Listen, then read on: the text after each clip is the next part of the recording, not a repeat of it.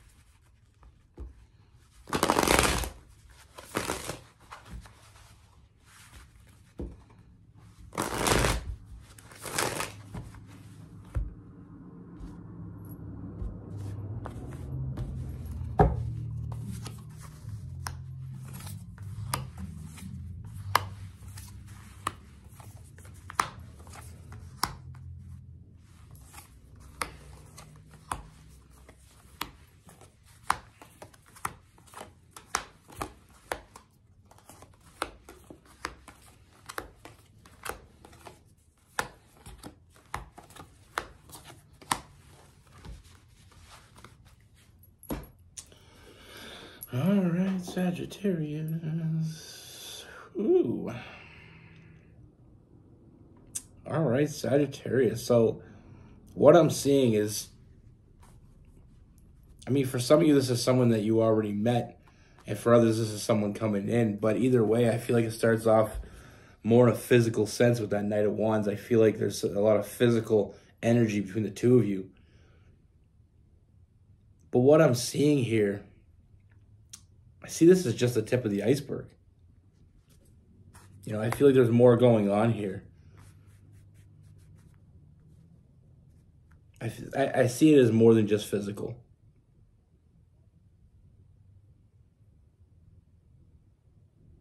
With this person, I feel like they're going to have some real feelings for you. This isn't just a physical thing for them. That's just what opened the door. We have new love with that Ace of Cups. I feel like very quickly seeing this in a different perspective. It started off with a physical, maybe some flirtatious energy, maybe just something casual, but it's definitely turned into something more. Or it is going to turn into something more. I feel like this person sees the potential here. We got the Page of Wands, seeing the potential in this connection. Seeing it for more than just the physical. Sometimes we meet people and we're drawn to them by, their energy, or we're drawn to them by how we feel around them, or we're drawn to them by the physical. And I feel like the physical brought them to your door. You know, the physical is what started this. No cookie cutter situation. I mean, you know, we all want to meet that person, fall head over heels instantly and just be in love, but sometimes it doesn't happen that way. Sometimes that person is brought to your door in a different way, and I feel like that's exactly what we're seeing here. You know, this person, it was a physical thing. But I feel like this person has something that they want to confess. You know, I feel like there's something that this person... We have the self-imposed prison with the Eight of Swords, so I feel like this person's been holding his back. You know, in the beginning, they're going to hold it back. But I feel like they want to be honest with you. They have something to say. They have some truth to tell you. And there is this internal struggle within them.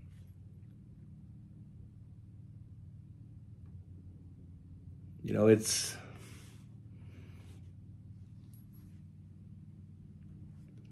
I feel like this person has and will develop strong feelings for you. And I feel like it kind of caught them off guard. But like I said, I mean, I feel like there is this internal struggle because this person, of how this started.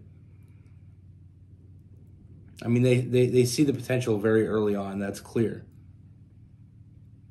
But the more and more they get to know you and the more and more they feel connected to you, the more they realize they're not walking away from this.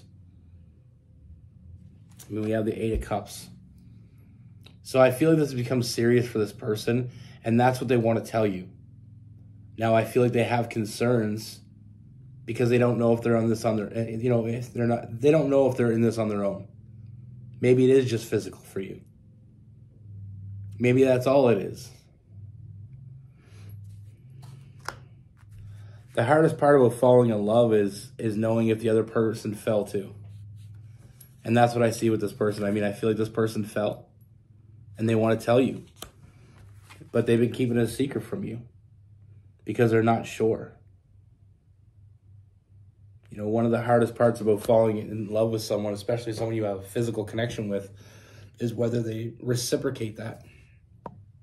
Whether they feel the same way. So I feel like that's why this person hasn't been...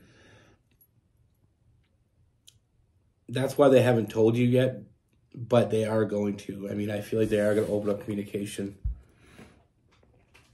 I mean, and when they open up communication, know that they've already made up their mind. You know, we have that... You know, we have the King of Wands, that Leo energy. This person has already made up their mind before they open their mouth. You know, they've already made the decision. And I see this person making you an offer. Like I said, once they take that leap of faith, they're all in. Once they tell you how they feel, they've already committed. They already know what they want. It's just a matter of taking that action. And I do see them doing that. I do see them wanting to move forward. And like I said, once they open up to you, it's going to be very honest, very direct. We have the King of Cups, which is that very emotionally mature energy. I mean, this is not something they just thought of and spontaneously went after. I know not everybody's like us Sagittarius, where we can be a bit spontaneous. I mean, I feel like this person's thought it out. You know, they thought this through. And they've come to this conclusion that there's no other direction they want to go. They want to move forward. And like I said, once they open up to you, I mean, we have that King of Cups. You know, this person is making you a real offer. You know, sometimes people can come to us and just kind of make us an offer, which they never really thought through. So how much can you really rely on that? But what I see with this person is they've thought this through. They know what they want. You know, they're happy. You know, they see happiness with you. They see emotional fulfillment with you. And not only are they expecting it, but they're offering it. You know, this is not one-sided. You know, so like I said, I do see this person making you an offer. You know, I feel like they have something to tell you. They are going to tell you, and it may come as a shock. But like I said, when they open up, they mean what they say.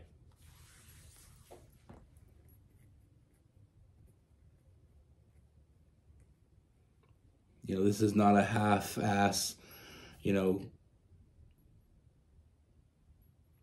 this is not a half-ass offer. This is something that is legitimate.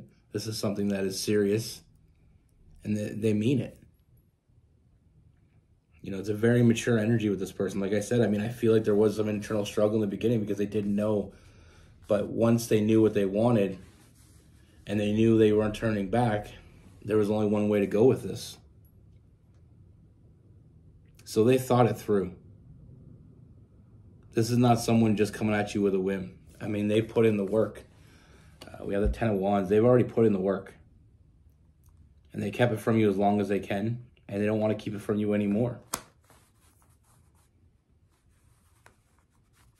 I mean, they don't want to have any regrets. You know, sometimes people say, well, why aren't they committing to me? Why aren't they making me an offer? You know, it feels like they care about me. It feels like they love me. Why aren't they making the offer? And the answer to the answer to that a lot of times is people just want to be sure. You know, you got to remember that at the end of the day, when someone makes you a genuine offer of love, when someone genuinely speaks their heart to you, that's a big step. And a lot of people think it through. And you want them to think it through. You don't want some half-ass offer that someone just came up with last night. You don't want someone to make you an offer because they feel like they're losing you. You want someone to make an offer out of a genuine place, and that's what I see here. This person is making you a genuine offer because they've thought it through, they know what they want, and they're going after it. You know, I feel like they went through the scenarios, and every scenario led them back to you. Now with this person, we have some fire. We have Leo, Aries, and Sagittarius. We have some Aquarius as well. Cancer and Pisces.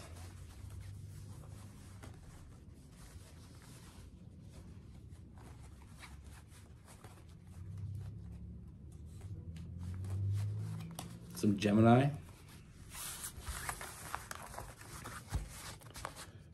You know, everybody always thinks that when someone cares a lot about, you know, if your partner cares a lot about you, you're thinking, okay, why aren't they committed to me? Why are they making it such a big deal? Because it is a big deal. You know, really, honestly, at the end of the day, would you want someone to come make you an offer because that's what you want? Or do you want them to make you an offer because that's what they want? You know, a lot of times, you know, a lot of times that's how it happens. You know, I have a friend of mine that got married very young, and they ended up getting divorced. And he said the reason he believes, the reason he believes it didn't work out is because he wasn't ready. He was given an ultimatum. He wanted to keep her. You know, and it didn't work out. You know, when you force something, you can't force love. You know, you want you and your partner to be on the same page. And sometimes you're not on the same page. It doesn't mean you're not going to get there. I feel like ultimatums are always usually kind of ruin a relationship. You know, sometimes one or the other's dragging their feet and you want an answer. But I feel like ultimatums not very often do ultimatums work out.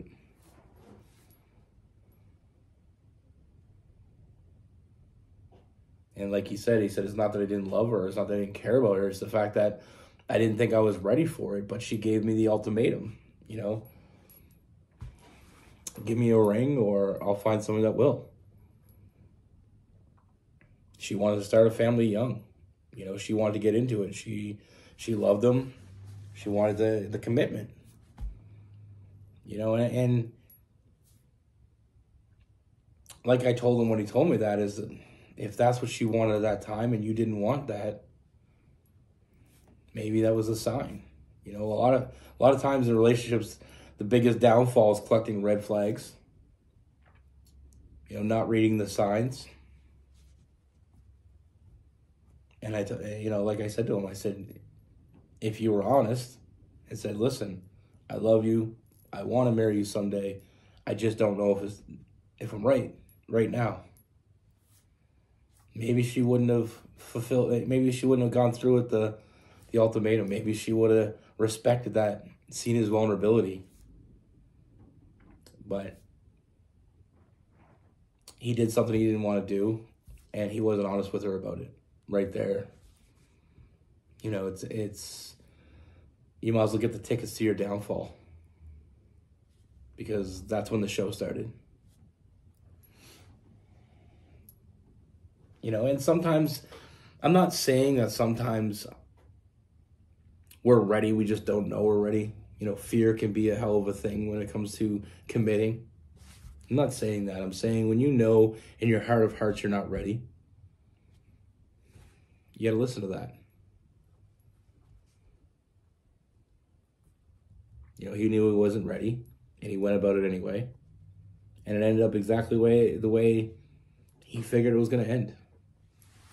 They just happened to get married, waste a couple of years of each other's life. They never had kids, so I mean, it worked out that way. I mean, I think that would have been, sometimes that having a child and a connection like that is sometimes the worst thing possible, because then it's almost like it can last longer than it should have, even more so, because now you feel obligated. And then it just makes, you know, a broken household.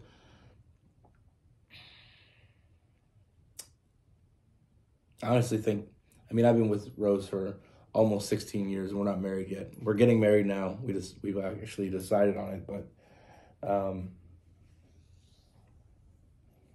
that's really overdoing it. You know, but I really feel like really taking your time, and you want you and your partner to be on the same page when it comes to big decisions like that, having, you know, getting married, having kids. You want to be on the same page. You want to have no, you know, you want to have full transparency when it comes to those things. You really do. And I know people are saying, oh, Butch, that makes sense, but it happens every day. You know, I didn't want to make the mistake of getting with someone. Like, I knew when I met her that she was the one. And I knew having kids with her would be the right choice. Now, I had a child before I met Rose with a girl. I mean, we had a great connection. But I had a great connection with a false person. Once she found out she was pregnant, this veil came off and she completely changed to a different person. Completely 180. And I was with her for a while before she got pregnant. Like, we were together probably 2.5 years before she got pregnant. So I thought I knew who she was. I thought we were on the same page. But as soon as she found out she was pregnant, it's almost like she felt like she had her claws in me. And she started changing. She started being controlling, you know, really needy, in the fact that needy in a controlling way, not needy as I wasn't giving her enough attention. It was like she would call at work, always accusing me of cheating. You know, I'd be at work and she's thinking I'm cheating on her. I'd be out with my friends and she'd be out with her friends, and she'd get home before me and she would call me. And if I didn't answer on the first ring, she would call every one of my friends that she had numbers to. Like, it was just a really toxic. And so I mean, I feel like vetting a person before is important, but then again, I was with her for 2.5 years and didn't realize who she was until, like I said, as soon as she got pregnant, she felt like she had her claws into me, and that I didn't have to like her anymore because I was stuck with her.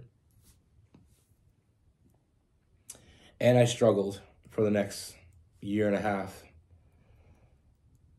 because it got worse and worse and worse. But I don't know why I'm bringing my trauma into this. But like I said with Rose, I never regretted one moment. Like, I never regretted it. And we were always on the same page. I was a little bit, and that's the hard thing about relationships too, is because I spent 2.5 years with someone and then they flipped on me. The next relationship is so hard. The next real relationship is so hard because then you're like, do I get past that 2.5 year point? Okay, we're past the 2.5 year point. We're at 3 years. She's still the same person as I met. And then you're always wondering for that shoe to drop, right? But, you know, I learned very quickly that you can't hold past people, you know, past people's discretions or you know, past people's betrayal. Because the one that I was with, that I had a kid with, she ended up being unfaithful. But you can't hold past or future people accountable for what past people did to you, or you're never going to get over it, and you're giving that past person way too much power. Way too much power in your life. Anyway, be good. Take care. Stay safe.